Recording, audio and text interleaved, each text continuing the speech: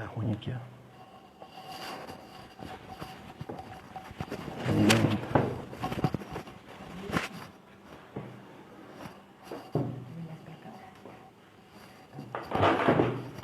Tá bom.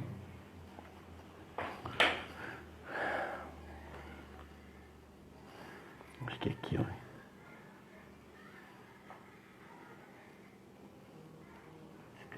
Precisa o nome dele? Não, ele aqui. Tem ninguém. Agnes. Agnes entrou. Tem que convidar ela, não tem que convidar o Luciano.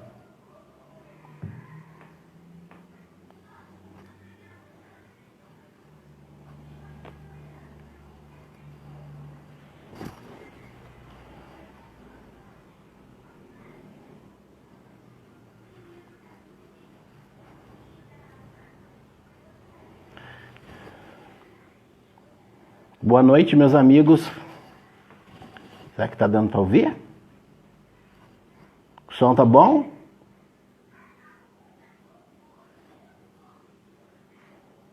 Vê se você escuta aí.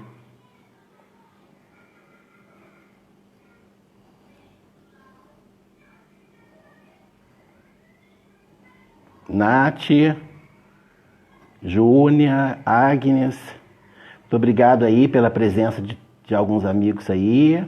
Vamos só esperar mais um pouquinho para o pessoal chegar. Vamos ver se o Dr. Luciano também já entra aí para a gente bater um papo. Falar um pouquinho sobre os desafios do Covid, né? Esse bichinho que veio aí para poder ensinar a gente, mostrar que nós não somos nada. Estamos aqui no mundo de aprendizado, não é isso? Vamos tirar lição de tudo, como tudo na vida, né? Boa noite, José Roberto Cascardo. Muito obrigado aí pela presença, viu? Quero saber se o som o pessoal tá ouvindo direitinho? Exatamente, Agnes. Não esqueçam de compartilhar aí, ó. Pega o aviãozinho e convida mais aí pelo menos 5 amigos. Vamos, gente. Pega o avião e compartilha. Vai ser informação de primeira.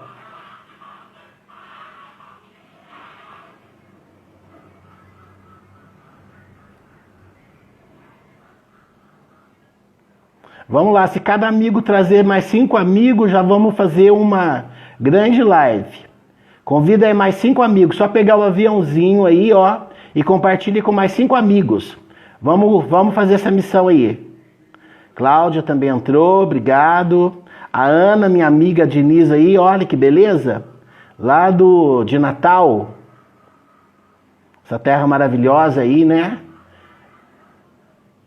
Como que chama ela mesmo? Camarão, Bar do Camarão? Como que é? Rúbia também, muito obrigado pela presença aí. Doutor Luciano, até agora nada, né? Vamos começar. Minha paciente, amiga também de São Paulo aí, a Ilma. É João Pessoa, verdade. Tô confundindo aí. O Luciano entrou. Agora só falta pedir o convite aí, Luciano. Flávia Guimarães, nossa, que surpresa, que bacana. Que bacana, por isso que é bom ter amigo, né? Eu acho que um dos grandes segredos para a gente enfrentar qualquer desafio é a gente ter família estruturada e a gente ter amigo. Amigo realmente é uma joia, é um presente que Deus nos dá, né? E por falar em Deus, sem dúvida nenhuma, tá aí o nosso principal estratégia, o nosso principal apoio, né? É Deus, porque sem Deus a gente não consegue superar nada nessa vida. Doutor Luciano, segue o conselho da Agnes aí, ó. Clica em solicitar e vamos entrar para nós não perder tempo. Temos que falar muita coisa ainda. Vamos lá. Então, enquanto o doutor Luciano não entra, vamos continuar o nosso papo. Que a gente sabe, o convite que o Luciano falou que foi feito, mas não apareceu nada aqui não, Luciano. Estou aguardando. Doutor Luciano, clica em solicitar. Tá escrito já feito, né? Mas até agora nada. Então vamos falar, gente, um pouquinho sobre esses desafios, né? Vamos começar a falar daquilo que é mais difícil para a gente, que é a questão da morte, né? Como que a gente encara o perigo, né? A iminência. Porque a gente sabe que essa doença veio e ela veio para nos desafiar, porque o que a gente mais tem medo é da morte nossa ou da morte dos nossos próximos, né? A gente sabe de casos aí de pessoas que estavam boas num dia e depois de 1, 2 ou 3 dias a pessoa veio a falecer. E aí, com o diagnóstico de Covid, né, e os entes queridos não poder nem fazer o enterro dessa pessoa, porque nós no Brasil temos por hábito, né, na verdade, velar os nossos entes queridos, e a gente ficar sem essa possibilidade, isso nos traz muita dor, né? Então, acho que o primeiro desafio, e talvez o desafio mais difícil para a gente enfrentar, é a questão da morte. E aí, no caso, eu estava vendo uma entrevista daquele maestro que tinha perdido a mão, né? E ele estava contando que uma das grandes tristezas da vida dele foi justamente ele ter perdido a mão e, com isso, a habilidade de poder tocar o piano, né? E, na verdade, também ele disse que, ao mesmo tempo que foi a principal dor, também foi o principal motivo dele voltar a viver de novo, né? E ele estava falando que o fato, os desafios que a gente enfrenta na vida, serve para mostrar o quanto que a gente é forte, né? Para a gente poder superar isso tudo. E no caso, quando a gente está diante da morte, o que a gente tem que ver é a questão da solidariedade, né? E essa solidariedade faz com que a gente acaba compartilhando a dor, porque a dor não é só de um, a dor é de todos. E essa pandemia, ela faz com que a gente perceba que é uma coisa que ela é democrática, porque na verdade ela não pegou só as pessoas que são pobres, mas também a doença começou nos ricos, né? E com isso, na verdade, acabou democratizando também a questão do sofrimento. Então, na verdade, o trauma depende muito da maturidade, como que a gente enxerga. O doutor Luciano, agora só um minutinho só, gente. Visualizar.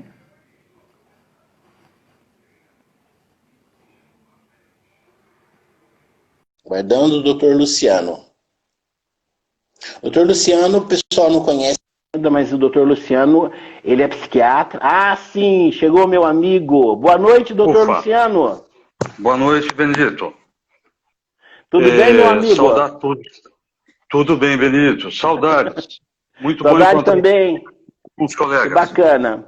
Estava apresentando você aí para os nossos amigos. O doutor Luciano, para quem não conhece, ele é psiquiatra. Ele trabalha também com a medicina integrativa, né? Que talvez algumas pessoas aqui não saibam o que é a medicina integrativa, mas aí depois o doutor Luciano pode falar um pouquinho melhor, mas integrativa vem de integração, né? Na verdade, onde a gente procura integrar o todo. Então, foge um pouquinho daquele conceito do especialista que só vê, na verdade, parte, né? Nós vemos o todo, então, na verdade, o todo influencia na parte, a parte influencia no todo também. E a medicina integrativa, ela também foca na questão do espiritual, da questão do mental e a questão do corporal. E nós estávamos falando, Luciano, que a questão do Covid, ele trouxe para nós um desafio muito importante, que é a questão do medo, o medo da morte, né? Que é uma coisa que todos nós temos medo de estar perdendo os nossos entes queridos, né? E com o Covid, a gente viu que esse limite entre a vida e a morte é uma linha muito tênue. O que você acha disso, Luciano? Benedito, na verdade, assim, realmente a linha entre a vida e a morte é uma linha muito tênue. E o que tem acontecido, né? As pessoas começaram a perceber, com a questão quando o Covid começou a se espalhar, que a morte poderia bater na porta de qualquer pessoa, né? Independente de condição financeira, independente de cultura ou não, né? Existe um autor, na verdade assim, era um médico que ele tinha esclerose lateral amiotrófica e ele foi perdendo então os movimentos. E ele chegou a comentar o seguinte, né? Isso para um aluno dele, porque tudo que ele foi perdendo, inclusive a capacidade de fala. e ele começava a se comunicar através de sinais, né? Inclusive com o olhar, para uma letra ou para outra. E houveram alunos dele que gostavam muito dele e acabaram, vamos dizer assim, transcrevendo as ideias dele. Ele dizia: se quer morrer bem, aprenda a viver. Quer aprender a viver, aprenda a morrer. Ou seja, né, aquilo que você está falando, nós precisamos ter um respaldo para lidar contra o melhor. Vamos chamar contra, né? Vamos ter a morte como adversário.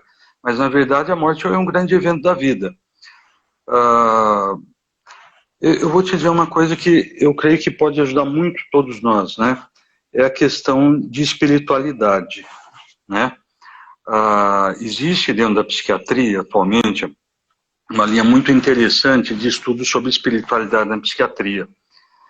E já vinha ocorrendo por parte de muitos médicos, geralmente os clínicos. Os psiquiatras tinham vamos dizer, uma tendência a negar a espiritualidade por uma questão dos conceitos mais freudianos. Então, eu estava a explicar psicoterapicamente, psicologicamente, mas isso é insuficiente. Existe um trabalho muito interessante que só vou citar assim de relance agora, tá? Tá. É um autor, é um médico espírita, um psiquiatra, o Alexander, um colega da gente.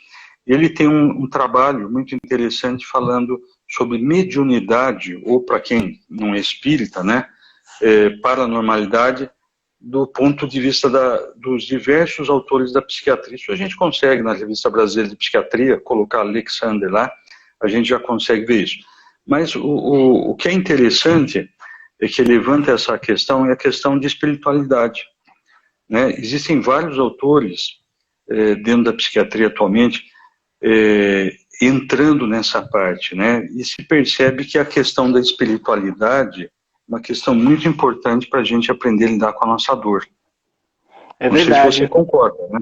Concordo, Tá. Luciano. Inclusive, até uma coisa que a gente vai perceber bastante, Luciano, e você que é psiquiatra deve estar percebendo já, que um dos nossos grandes desafios é lidar com a questão da ansiedade e com a crise do pânico. A gente tem percebido muito hoje, uma demanda muito grande no consultório. Sim. Em relação a essa questão, né? E a gente sabe que as pessoas que são ansiosas são aquelas pessoas que vivem muito no amanhã. Né? Eles estão muito preocupados com o que vai acontecer. Sim. Então, em relação à pandemia, como que vai ser o Brasil, o mundo, como que vai ser as relações agora, como é que vai ficar a questão do emprego. Então, a pessoa acaba sofrendo muito por uma coisa que ainda não aconteceu e ela esquece de viver o agora, né? O que você acha disso, Luciano? Bem, vamos dizer assim, Benedito, a impressão que eu tenho, a gente só vai conseguir viver um pós-crise, pós-Covid, ou mesmo a gente vai conseguir superar o Covid a partir do que a gente enfrenta o momento presente, aquilo que você está comentando, né? Só para antecipar um pouquinho para o pessoal que está participando, o que é, na verdade, ansiedade? Ansiedade é uma preocupação que a gente tem com o futuro, né? Então, a pessoa ansiosa, ela não está vivendo o momento presente. Eu gosto muito de Santa Teresa d'Ávila, uma santa católica, que uma vez perguntaram para ela qual que era o método para a gente ser feliz. É viver o presente, né? Se nós vivemos o futuro, nós estamos sendo ansiosos. Se nós estivermos vivendo o passado, nós vamos ser pessoas depressivas. Então, na verdade, como diriam os orientais, o melhor caminho é o do meio, do equilíbrio. E a gente está percebendo que o quê? Que as pessoas, nessa situação de Covid, existe um clima de perigo constante entre as pessoas, houve um afastamento social.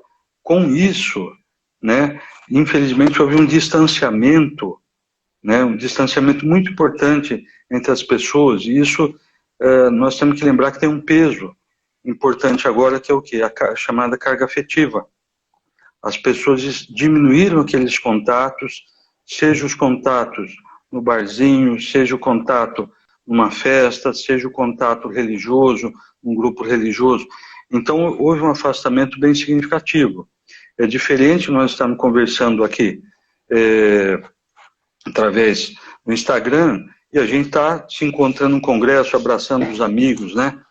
Então, eu vejo o seguinte, realmente esse distanciamento, esse isolamento favoreceu para que nós passássemos a estar dentro de uma solitária. E, vamos assim, como presidiários, né, o que acontece? A solitária, ela simplesmente acaba desencadeando na gente um estado de solidão. E o que dói na gente? É a solidão. Né? Solidão é um dos fatores que até no idoso, né, se nós queremos saber se aquele idoso vai morrer mais cedo ou não, é perguntar sobre o estado de solidão. Né? A solidão faz aparecer dentro da gente aquilo que nós temos com problemas maiores. Sim. Muitas vezes, o pânico. Luciano, vou aproveitar que você está falando a questão da solidão. A gente podia relacionar um pouquinho essa questão do suicídio, que é, na verdade, um dos grandes preocupações que a gente tem com essa questão da pandemia, porque muitas pessoas têm ficado sozinho e acaba perdendo um pouquinho da perspectiva, do amor à questão do amanhã, né? Eles acabam desanimando. Essa questão dos pacientes mais idosos que estão afastados dos seus familiares, a questão do desemprego. Então, eu gostaria que você fizesse um apanhado em relação à questão do suicídio. Como que você vê isso?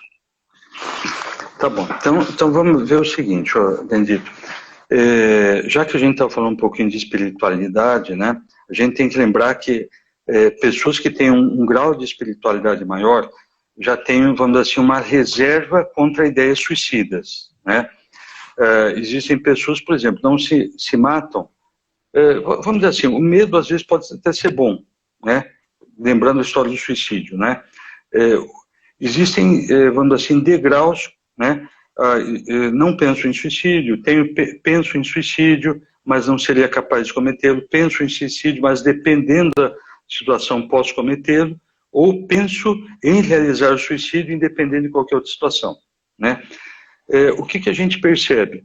Um dos fatores que mais determina a prevalência da ideia do suicídio é justamente a ausência de esperança, né? Vamos dizer assim, você estava falando sobre a ansiedade. Só que a ansiedade, o que ela é na verdade? A ansiedade é temor de que alguma tragédia vai acontecer no futuro. Então a pessoa tem uma sensação de acuamento, né, mental, como se fosse um leão dentro de uma jaula, tenta se movimentar para cá, para lá, mas não vê saída, né? Quando esse temor está cada vez mais próximo, o que costuma acontecer então? Né? Existe uma desesperança, uma retirada da esperança, né? Nisso as religiões, ou um bom profissional, um médico, um psicólogo, um grande amigo, pode nos auxiliar a rever o conceito de esperança e poder caminhar pensando no futuro. Agora, se nós falamos no suicídio, por exemplo, a cidade onde eu moro aqui, Marília, é tida como a cidade capital do suicídio no estado de São Paulo. Entre as cerca de 650 cidades, Marília tem sido a cidade campeã, né? Infelizmente, né? Apesar de ser um núcleo de, vamos dizer assim, de ensino psiquiátrico muito grande. Mas eu não vejo o ensino psiquiátrico como sendo a causa disso daí. Mas simplesmente eu vejo como alguns fatores biológicos intensificando um quadro depressivo, né? Sim. Como a gente pensa de uma maneira biopsicossocial e espiritual, né? Existe uma questão da nossa psicologia, sim, né? Eu vou usar um termo da medicina chinesa que diz assim, chamada lei do pêndulo. O que é? Tudo que nós forçamos demais para um lado, ele vai ter uma tendência a depois correr para o outro. Então, todo momento que o nosso comportamento mental, ele estabelece vamos usar a colherzinha aqui para facilitar, né? Todo momento que nós caímos para o lado da prepotência, nós achamos que podemos mais, saímos da condição humana, né? De ter uma impotência, ou impotência relativa, mas uma potência relativa também. Se eu puxo para a potência, consequentemente, no tempo vai haver um cansaço e eu vou balançar para o lado da impotência. O que nós temos dificuldade muitas vezes é aceitar a nossa impotência, né? Com isso daí, o que, que nós normalmente sentimos quando nós estamos em estado de impotência? Raiva porque as coisas que nós desejamos não deram certo. Então, veja, é uma reação humana natural. Agora, o que, que nós temos que ver? Que se essa raiva permanece, né, se ela vai continuando ao longo do tempo, o que costuma acontecer aí é que, ou seja, nós acabamos mantendo a frustração e, às vezes, nós pegamos aquele núcleo de personalidade nosso, onde existe uma certa prepotência mesmo, né? Como é que a gente sabe a nossa prepotência? Porque a gente chamar um paciente de prepotente é extremamente agressivo, né? Nós não estamos ali para agredi-lo, né? Pelo contrário, nós estamos ali para acolhê-lo e ajudar a superar os momentos de dores que ele está passando. E existe aquele ditado, né? Se você é o paciente que quer curar, sim, mas pergunte a ele se ele deseja abrir mão da causa. Agora, o grande problema é que assim, as pessoas acreditam muitas vezes que o que motivou a depressão, na verdade, é o desejo de uma coisa certa. E realmente está certo, né? As pessoas amam o que é certo, mas o problema é que nós temos raiva do que é imperfeito. Eu amo o perfeito, mas eu tenho raiva do imperfeito. Com isso que as coisas acabam complicando, né?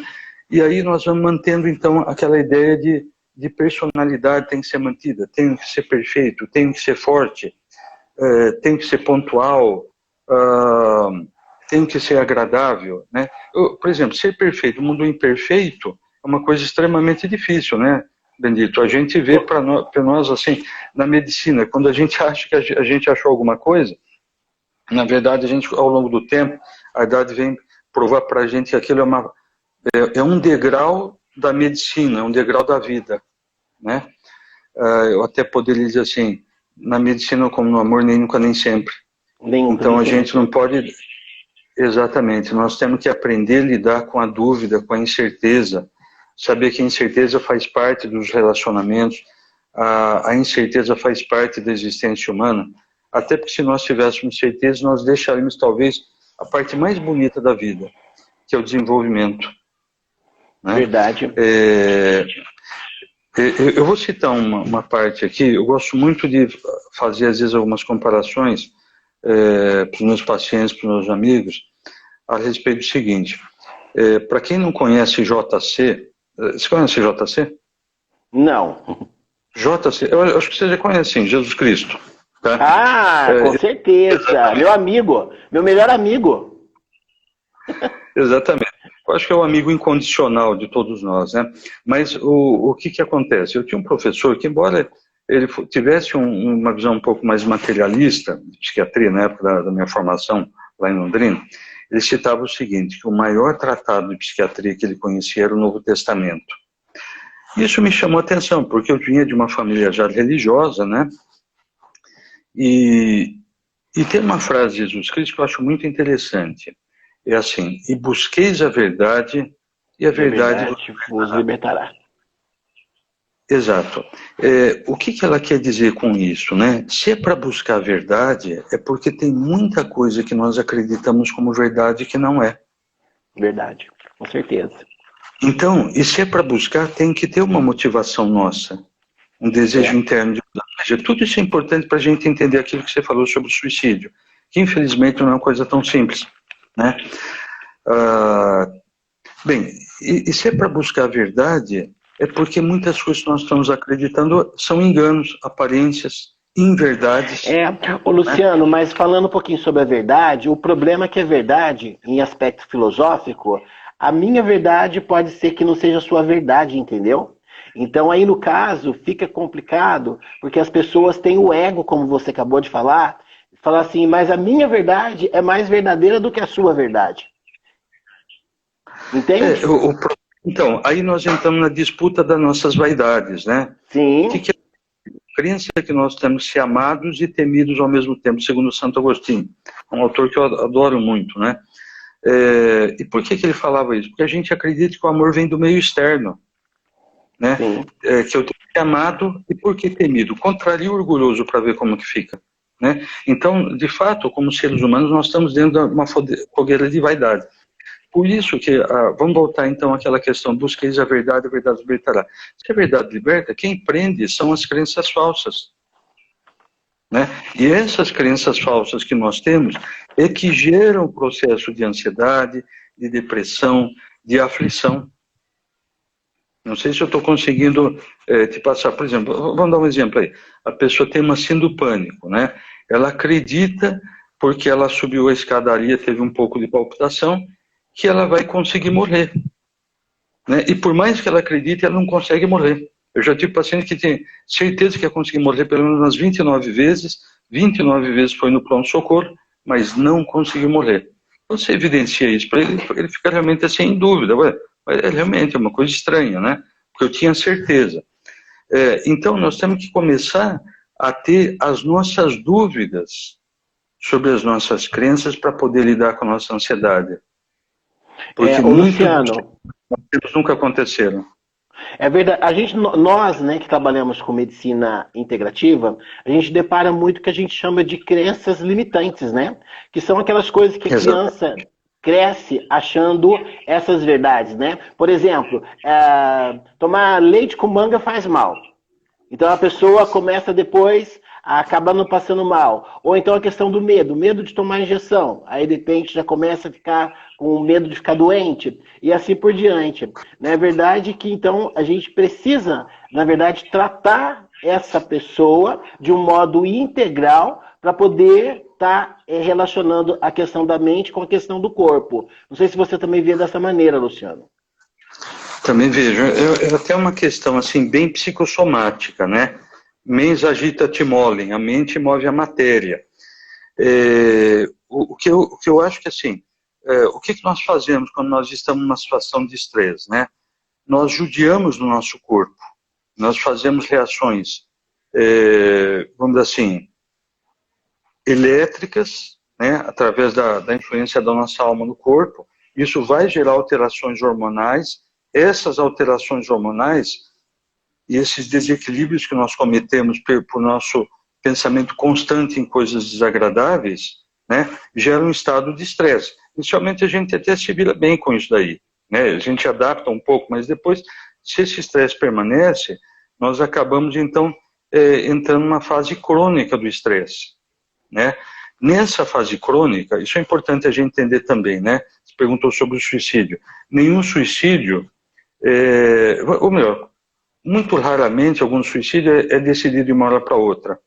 Ele é uma conclusão de uma frustração crônica, de uma sensação de impotência crônica perante a vida. E essa sensação de incapacidade, frustração, baixa autoestima, ausência de perspectiva de futuro, a desesperança que a gente estava comentando, né, ela acaba, então, sendo assim, não tem saída. Esse sofrimento vai ser perene, ele vai ser duradouro. Qual que é a saída, então? Vem aquela ideiazinha na mente, né? Existe uma saída, se mata. Tudo vai acabar, né? Bem, a questão se acaba ou não fica ainda a ser discutida, né? Mas nós temos que verificar o seguinte, realmente é uma situação problemática, porque o quê? A solidão é um medidor também de índice de suicídio. Nós estamos vendo que isso daí realmente está cada vez aumentando. O idoso lá no lar que às vezes deixa de receber as pessoas amadas e fala, vovô, eu não vou para casa aí porque eu tenho medo de contaminar e não sei como que eu ficaria. Ao mesmo tempo que existe uma preocupação, também existe o quê? Uma ausência da pessoa que ama, né? É um sentimento muito doloroso, né? Eu acho que assim, amar e não ser amado é uma das maiores dores que a gente tem, né? Talvez isso tenha até a ver com o nosso orgulho, né? Porque no orgulho a gente tem a crença que a gente só tem que ser amado externamente. Mas a gente também tem que aprender a se amar internamente. Eu acho que é uma das principais funções de nós médicos, ensinarmos as pessoas, primeiro a nós mesmos, né? Nós não podemos oferecer aquilo que nós não temos. Que nós não temos, né? Mas, exatamente, nós estamos também desenvolvendo isso, nós temos que ser solidários com os nossos pacientes, com os nossos amigos, né? Com as pessoas do nosso lar. Nós estamos ainda aprendendo a viver, nós estamos aprendendo a amar a gente mesmo, né? Em relação ao suicídio, eu costumo dizer o seguinte, olha, uma das coisas que mais segura as pessoas para evitar o suicídio, né? Então, veja, para a gente superar, ter uma superação de Covid, nós temos que viver esse presente, enfrentar as nossas dificuldades. O que mais causa dor na nossa alma, que pode repercutir para o nosso físico, né, é justamente o desejo de não sentir a dor. Se eu não sinto, eu não enfrento. Agora, se eu sinto e estiver enfrentando, pedir ajuda e não receber essa ajuda, aí que está um problema grande do isolamento. Aí realmente a desesperança comparece, né? Aí aumenta muito a probabilidade de cometer o suicídio. Mas voltando então, né? Eu Luciano, penso você falou uma coisa muito importante, porque eu não sei você, mas eu acredito que essa desigualdade, né, no nosso país, eu acho que é um grande desafio que a gente vai enfrentar de agora em diante, porque isso fica latente, porque a gente tem visto que no Covid, as pessoas de renda baixa, as pessoas desnutridas, as pessoas que têm deficiência de vitamina D, deficiência de testosterona, são os pacientes que mais têm sofrido com a Covid-19. Então, como que você vê essa questão no Brasil? Porque o nosso país é um país continental, como todo mundo sabe, um país muito grande, mas um país com uma desigualdade muito grande entre a nossa população. E eu acho que nós estamos falando de esperança, né? E a esperança, ela tem que vir também dos nossos governantes, de nós médicos, né? De nós assumirmos o nosso protagonismo. E ontem eu tinha feito um vídeo aqui que a gente colocou aqui no grupo local, onde eu frisava que é muito importante o indivíduo focar nele em primeiro lugar e saber que essas dificuldades, de certa maneira, ela até nos ajuda para impulsionar, como você acabou de falar. Eu não sei como que você vê, porque eu tenho percebido que muitas pessoas, elas deixam passar a oportunidade de serem protagonistas da sua própria vida para se tornar figurante na vida dos outros. Ou seja, ela foca muito no problema do outro e esquece dela mesma. Então, assim, a gente acho que poderia estar ajudando essas pessoas, dizendo que tem algumas coisas básicas que cabe para qualquer pessoa fazer, independente do poder aquisitivo. O que você acha? Sim. De pleno acordo, Benedito. Eu até acho uma parte muito bonita que você está despertando nessa pergunta, que é a questão de solidariedade. Nessa situação que nós estamos vivendo, nessa situação pandêmica, de medo, nós temos duas saídas, tá? Uma sociedade, ela é dinamitada pelo egoísmo das pessoas. Muitas vezes o egoísmo de poucos acaba mobilizando a dor de muitos, né? Porque existe um puxar a maior fatia do bolo, a fatia de prazer só para mim. Eu acabo esquecendo dos outros, né? Ignorando a dor do outro. Geralmente o egoísta é uma pessoa muito medrosa, né? Porque ele tem medo de sofrer. Ele ainda não desenvolveu aquela capacidade de enfrentamento das dores e das frustrações.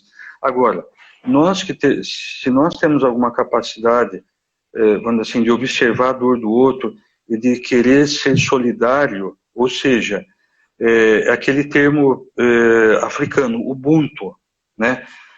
O que é o Ubuntu? É uma solidariedade. Eu não posso ser feliz vendo você sofrer e sem eu estar participando na diminuição da tua dor, né?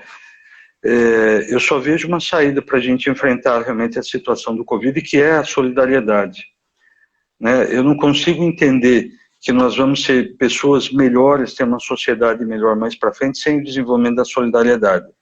Se eu não conseguir, se você não conseguir, se as pessoas que compartilham da mesma ideia não conseguirem, pelo menos nós vamos morrer com uma sensação muito importante, né? A vida valeu a pena ser vivida, porque existiu uma causa pela qual valeu a pena morrer por ela, o amor, né? O amor, a solidariedade só existe quando existe dentro do coração de cada um de nós esse sentimento e pensamento que é o amor, né? O amor também é uma tomar decisão. Eu decido sair da minha inércia, do meu comodismo, para poder auxiliar o outro. Né? Luciano, estão perguntando para a gente aí, vamos responder umas perguntinhas aí, ó. Estão perguntando, doutor, como desenvolver essa habilidade da autoestima e do amor próprio? que você acha? Tá. Se você quiser comentar alguma coisa, experiência, né?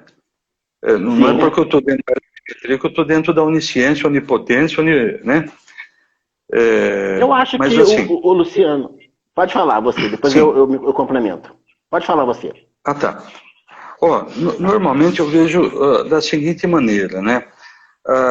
É difícil a gente perceber alguém que não ame alguém, né? Pode ser uma mãe que tem um amor infinito pelo filho, mas você percebe que ela idolatra o filho, né?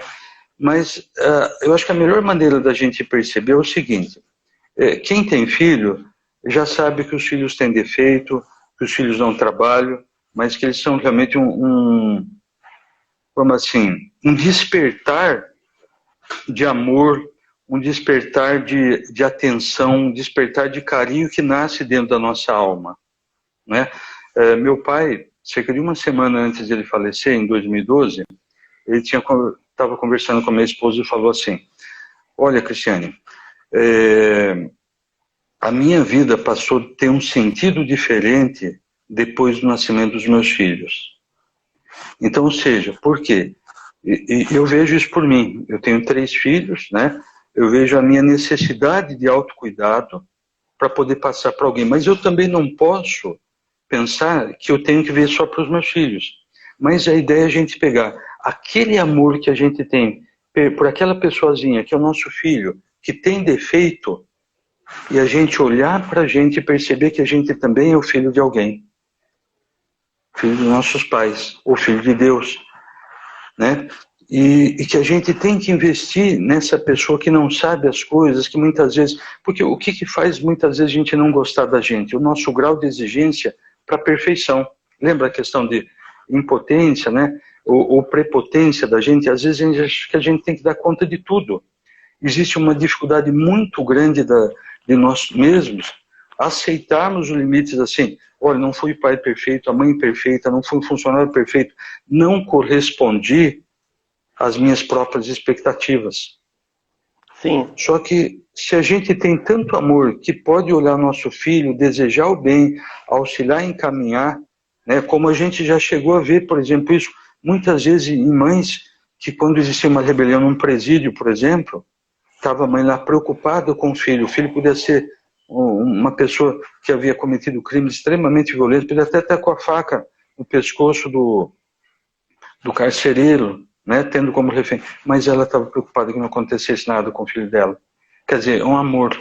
Então, esse exemplo de amor que nós temos pelo nosso filho, nós também temos que ter por nós, mesmo com os nossos defeitos. E é justamente esse amor que nós temos que desenvolver por nós que vai auxiliar a superar os nossos limites, porque vai dar perseveração, vai dar o quê? Uma determinação de que a gente pode conquistar as coisas ao longo do tempo, uma virtude, né? Amor é uma virtude, e a virtude só é adquirida ao longo do tempo, né?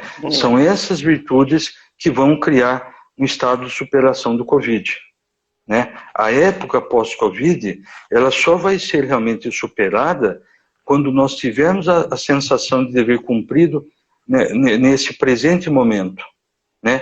é. E nesse presente momento existem questões, como você falou, que são políticas.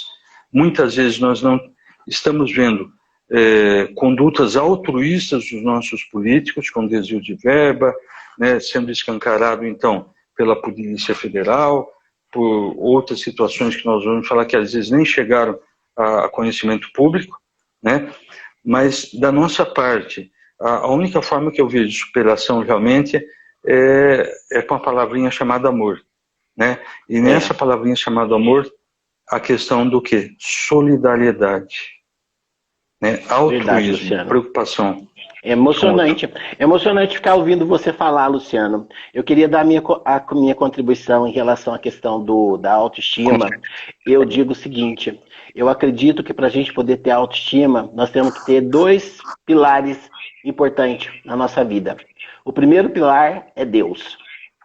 Sem Sim, Deus, a gente não consegue superar nada nesse mundo. E o outro pilar que eu acho fundamental e que o Brasil está precisando resgatar é a instituição chamada família. Eu acho que a gente está muito perdido em relação a valores, em relação a costumes. Eu acho que hoje os pais, eles perderam a noção do que é realmente educação. Os filhos hoje praticamente às vezes acabam mandando nos lares. Os pais, por questão de talvez não ter tempo para poder estar cuidando da sua prole, ele acaba transferindo esse poder às escolas. E quando as escolas tomam atitude, alguns pais reclamam ainda.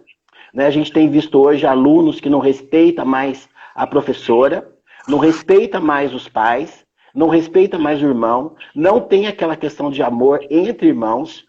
E aí, no caso, também tem o outro lado. Às vezes os próprios pais também não dedicam o amor que é necessário para aquela criança.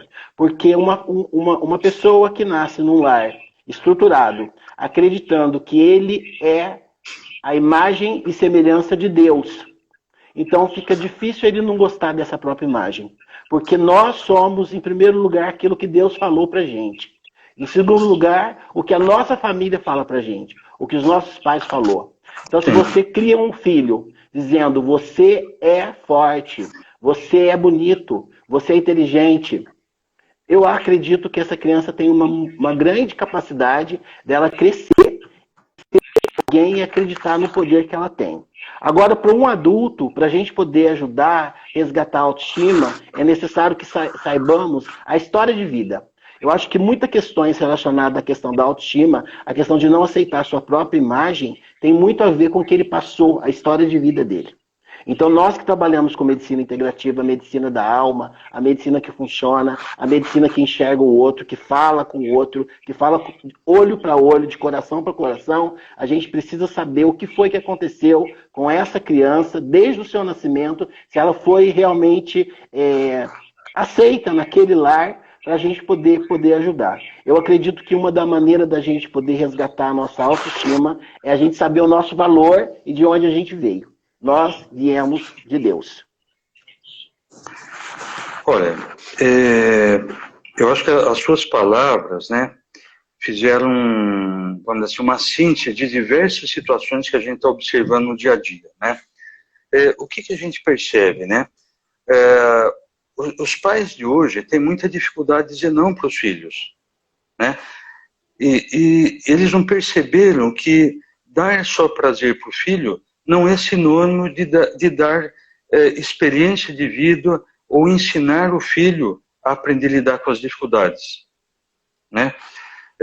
Vamos dizer assim, se nós não contrariarmos nosso filho onde está errado, como nossos pais também já nos contrariaram, né, o que nós estamos ajudando essa pessoa, que é o nosso filho, né, a realmente a se tornar um adulto de valor, um adulto que tenha qualidades. Veja só, filho, você tem defeito, mas eu te amo. Eu amo você, o seu comportamento está errado não. Agora, eu espero que esse amor que eu tenho por você, você também aprenda por você. Geralmente, nós não perguntamos para os nossos filhos, nós perguntamos para os nossos filhos assim, olha, filho, você gosta da vovó? Ah, gosta da vovó. Nossa, netinho, como você é um neto querido, eu te amo. Tá. De certa forma, nós estamos ensinando nossos filhos a focar que o amor vem de fora. Exato. E nós temos que ensinar para os nossos filhos também que eles têm que aprender amor por eles e que o quê? Apesar dos defeitinhos que eles têm, eles podem se amar e se amando eles vão aprender a fazer da maneira certa. Veja, a questão de aprender a lidar com a dimensão tempo, né? A questão de aprender a lidar com o próprio defeito. Eu não amo o meu defeito, tá? Mas eu amo a mim mesmo, e se eu amar a mim mesmo, eu vou ter... Porque, veja só, o conceito de amor, segundo Sócrates, é muito interessante. Eu adoro muito as ideias de Sócrates, né? Que amor é a busca do bem e do belo.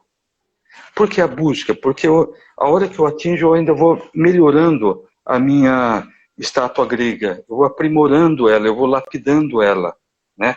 A virtude também é alguma coisa que nós vamos aprimorando. A medicina a gente vai aprimorando, a medicina científica chamada científica tem quantos anos? 100 anos para cá realmente? Né? Antigamente, agora, nós podemos também só ficar pensando em fazer ciência e esquecer talvez a maior ciência que Sócrates falava, que era o amor, né? Mas por que busca do bem e do belo? Bem, são as questões éticas, né? Nós sabemos que muitas vezes, quando nós infringimos algumas questões éticas, nós acabamos o quê? Entrando em situações de dor. E o belo, o que que é? O belo é a forma como nós apresentamos, então, essa questão ética. Nós temos que tomar muito cuidado para falar assim, isso está errado, você tem que fazer cerveja. Isso não é a forma bela de a gente apresentar a correção. Né? Talvez isso, né, já que a gente começou a conversar um pouco sobre Jesus Cristo, né? O amigo incondicional, nós temos que ver que ele falava de uma maneira muito gostosa, né?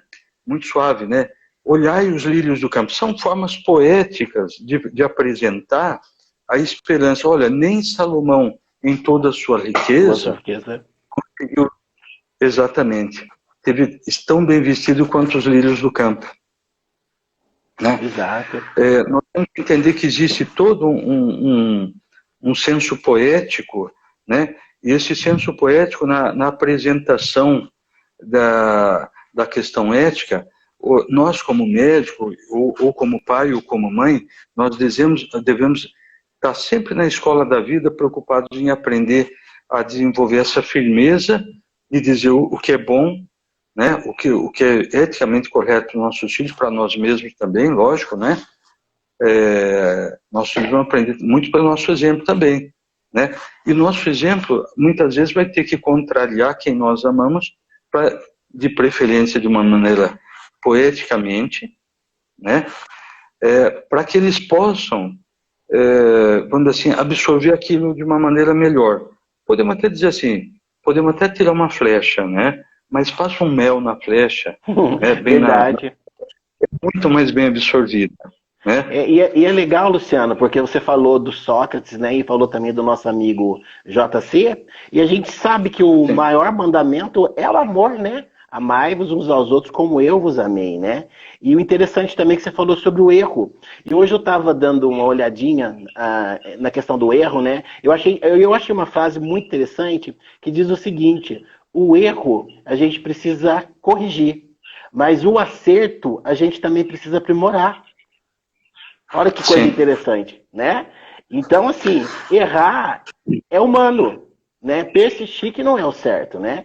Então, como você estava falando na questão de educar os nossos filhos, a gente tem que mostrar o caminho correto, mas quando eles erram, também eles devem aprender com os erros para não repetir mais, né?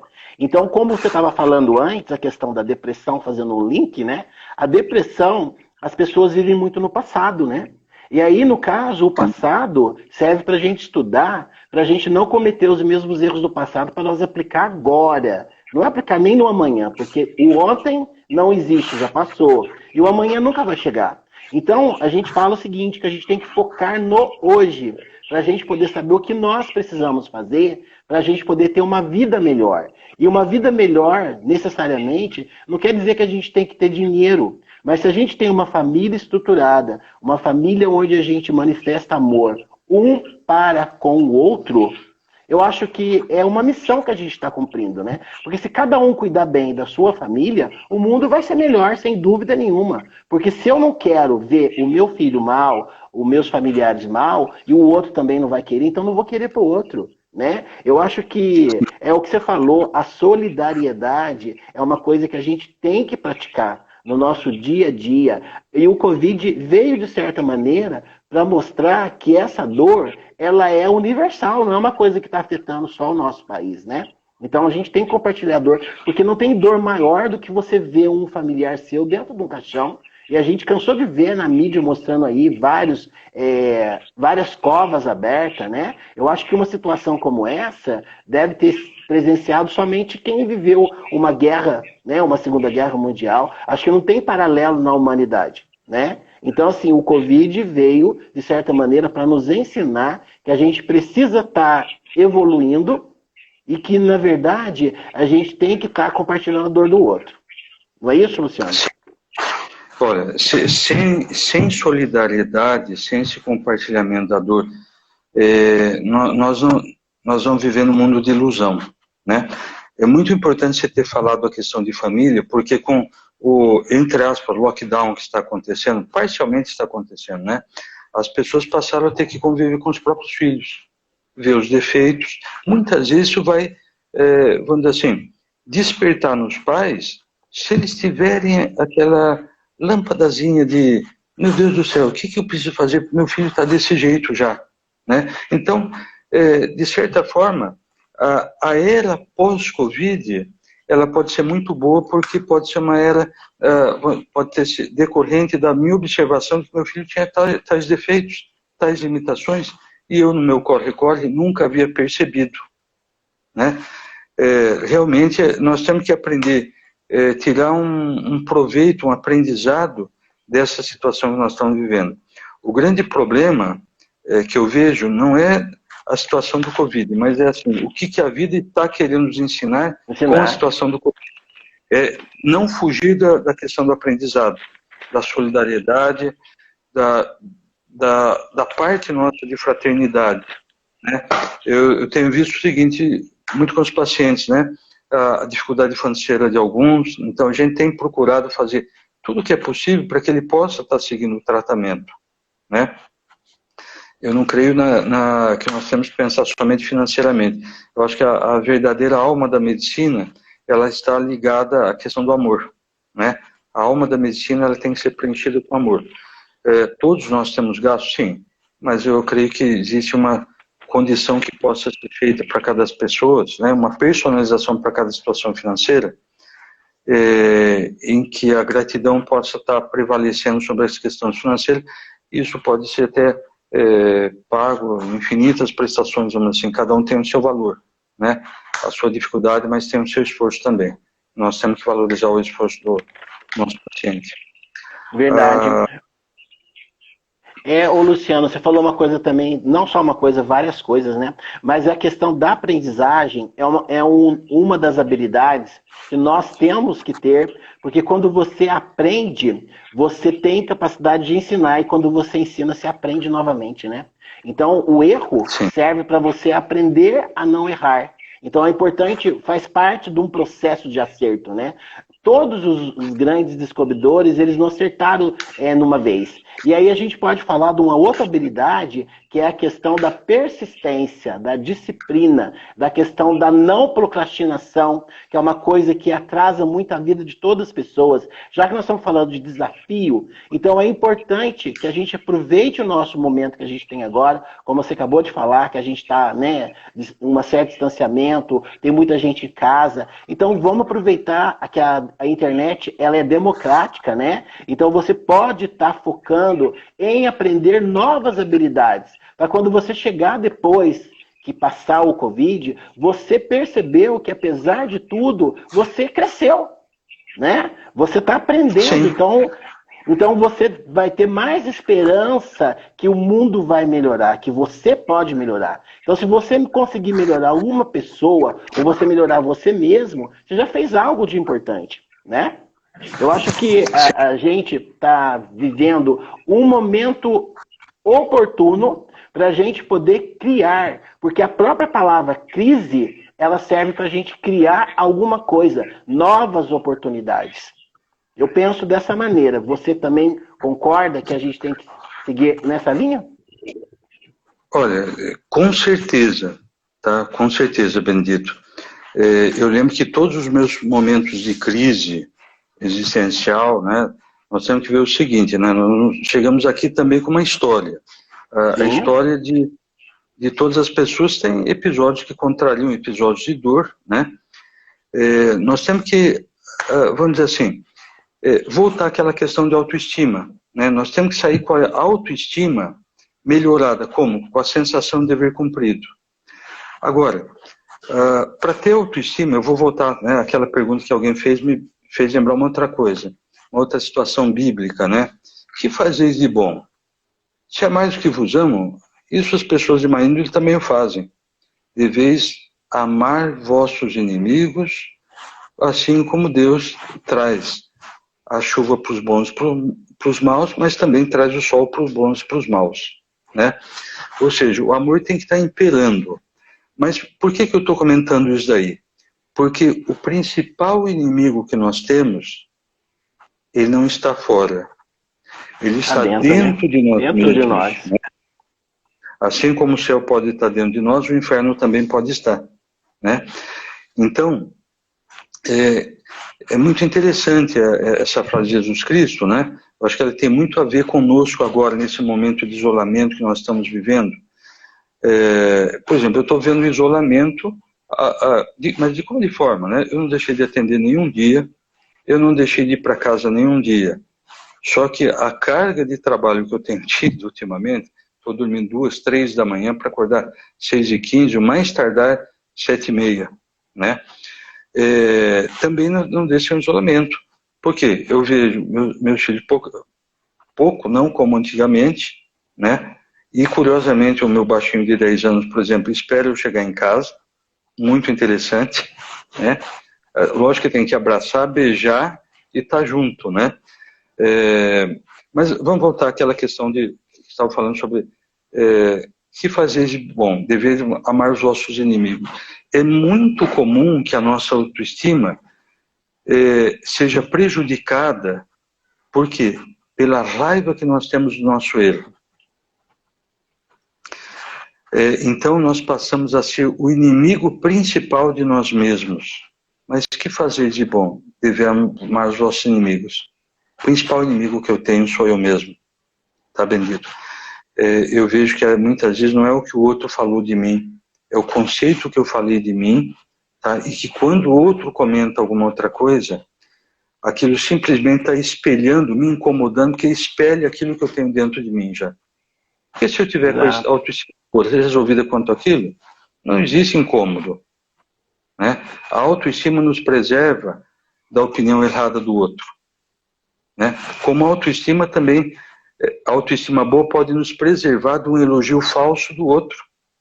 Quantas e quantas pessoas não ficam em desilusão com a humanidade por acreditar no elogio falso, que na verdade visava somente o quê? Realizar uma traição, né? Então, eu acho que esse momento que nós estamos vivendo, não estamos vivendo elogios falsos. Aqui é o momento que a gente conhecer quais são os nossos verdadeiros amigos, as pessoas realmente de virtude, e muitas vezes a gente se basear nessas pessoas para a gente poder seguir a vida. Afinal, todos nós temos que ter algum exemplo para poder aprender, né? Verdade. Verdade. Luciano, sabe outra coisa que eu percebo também? Muitas pessoas só vivem reclamando. Elas não fazem nada por elas mesmas e esperam que o outro faça por ela. E aí eu também tenho aprendido uma coisa que eu achei uma frase forte, é que assim, as pessoas que são boas em desculpa, normalmente elas não são boas em mais nada. Então, assim, às vezes tem pessoas que falam assim, o Covid, o Covid, o Covid. Mas e antes do Covid? Quem era você? O que você fazia? Quais eram os seus problemas? Quando é que você olhou para dentro de você e falou, eu vou resolver esse problema? Então, assim, sabe, Luciano, eu talvez tenha sido um pouco mais duro, talvez, no meu chamamento em relação às pessoas. Porque hoje eu tenho uma missão que é fazer com que as pessoas elas comecem a observar nelas mesmo o protagonismo dela, porque ela tem todo o direito de ser feliz. E a felicidade é algo que está dentro de nós, é uma escolha que a gente faz. E isso independe de local, independe do outro, independe dos problemas, é uma decisão. Você tem que tomar uma decisão. Se você quer ser feliz, você tem que buscar essa felicidade, talvez nas pequenas coisas, entendeu? Então, assim, tem um livro que chama Seja Foda, sabe? Então a gente tem que ser foda, sim. Só que para ser foda, a gente tem que ter foco na gente mesmo. A gente tem que tomar a decisão de querer crescer, de estudar, de aprender, de ser humilde, como você falou, de poder compartilhar. Ou seja, tem muita coisa. Eu acho que o Covid, no fundo das coisas, ele é uma oportunidade para a gente buscar esse melhoramento. Eu não digo aperfeiçoamento, porque a gente não é perfeito, como você falou, e nem tem que buscar a perfeição. O erro faz parte da curva de aprendizado. Você concorda? Sim, é a nossa condição humana. Luciano, nós vamos ter que despedir do pessoal. O Instagram só está dando 20 segundos. O papo foi tão bom que já está acabando. Eu quero agradecer a presença de todos aqui, agradecer ao Dr. Luciano. Se nós conseguirmos levar essa mensagem para uma pessoa, eu já ficaria super satisfeito. Mas estou vendo que aqui tem mais de 10 pessoas. Luciano, dá o seu tchauzinho. Um abraço para todos, um beijo no coração. Muito Tá, obrigado.